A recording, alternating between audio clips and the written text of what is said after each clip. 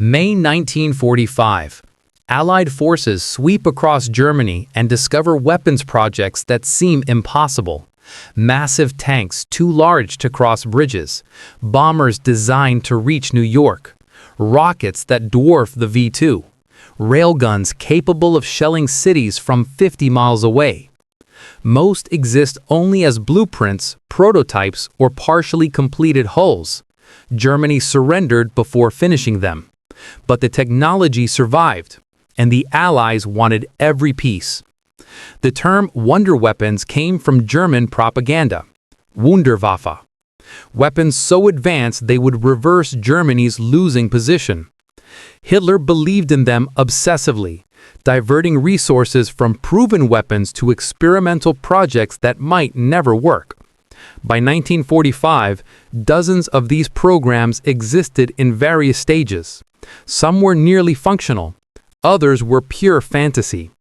Allied intelligence teams had orders to secure everything: documents, prototypes, engineers, factories.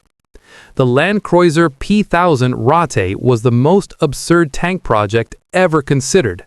A 1,000-ton land battleship with naval gun turrets requiring a crew of over 40. It existed only as blueprints at Krupp facilities. Construction never began. Too impractical even for desperate Germany. The Landkreuzer P.1500 Monster was even larger, 1,500 tons, designed to mount an 800mm railway gun on tracks. Documents showed it would be 140 feet long. Allied engineers examining the plans concluded it was unbuildable with 1940s technology.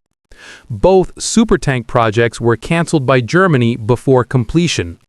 The Allies seized blueprints, studied the engineering, then archived everything as examples of resource waste. The Amerika Bomber program aimed to create aircraft capable of bombing New York from Germany. Multiple designs competed. The Messerschmitt Me-264 reached prototype stage. The Junkers Ju-390 flew test missions. The Horten HO-IXIV existed only as designs. When Allied forces captured the Messerschmitt and Junkers facilities, they found incomplete airframes and complete technical documentation. The Me-264 prototype was destroyed before capture.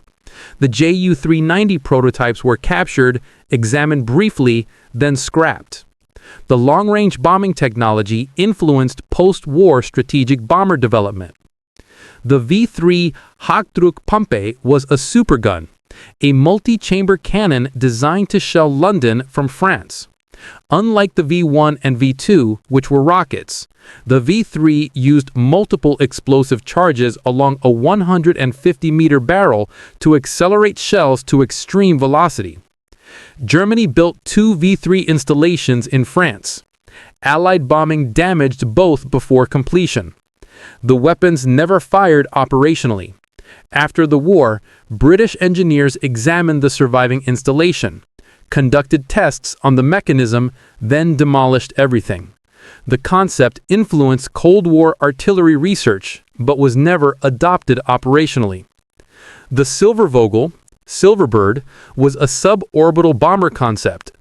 The design called for a rocket-powered aircraft that would skip along the upper atmosphere like a stone on water, bombing targets across continents before landing. Eugen Sanger designed it in the late 1930s.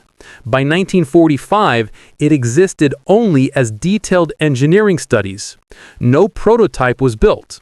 No components were manufactured.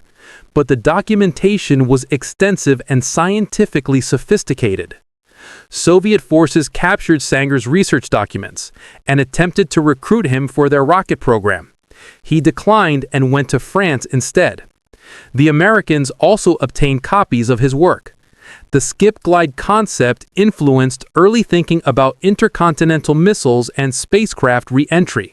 The aggregate series rockets went beyond the famous V2. The A9 was designed as a winged version with extended range. The A10 was a massive booster stage that would launch the A9 toward American targets. The A-11 and A-12 existed as concept studies for orbital rockets. Allied forces captured documentation and partially built hardware at Peenemünde and underground factories. The A-9 had been test-fired twice before the war ended. The A-10 existed as test stands and incomplete stages. American and Soviet teams seized everything: blueprints, test data, components, and the engineers who designed them. This technology directly led to Cold War ICBMs and the space race. The engineering principles were sound. Germany simply ran out of time and resources.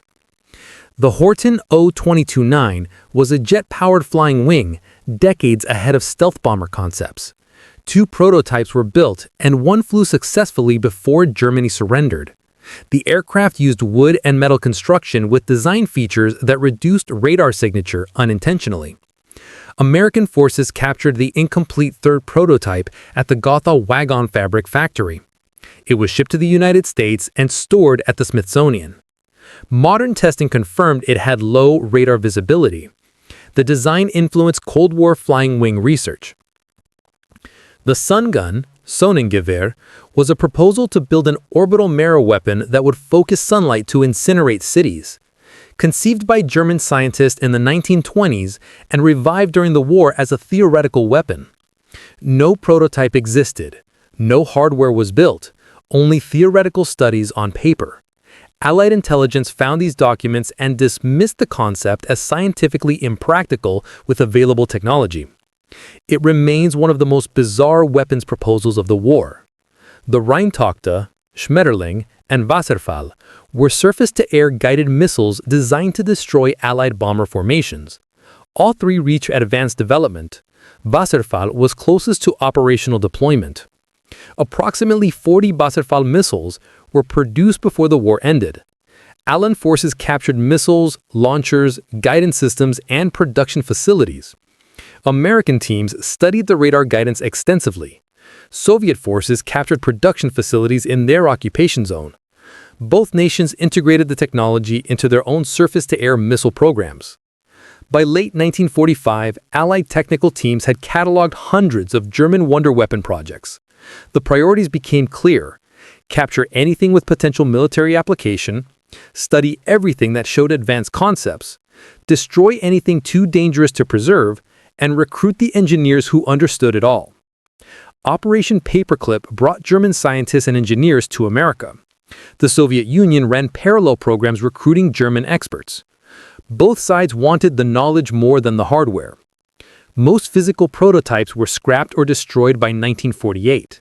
The concept survived in research programs that influenced Cold War weapons development.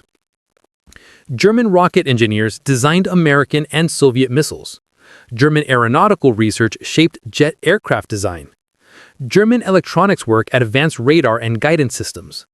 The wonder weapons themselves, the massive tanks, the orbital bombers, the superguns, mostly remained unfinished.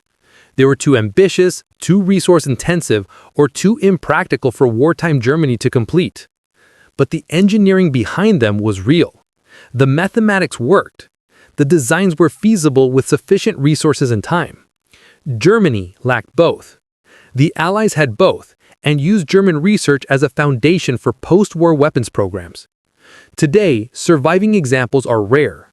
The Horten O-229 sits in storage at the Smithsonian. Documents and blueprints fill archives in America, Russia, and Britain. A few components exist in museums. Most physical evidence was destroyed decades ago. What remained was knowledge, and that knowledge shaped Cold War military technology in ways that are still visible today. May 1945. Germany's wonder weapons were unfinished. The Allies finished the research instead.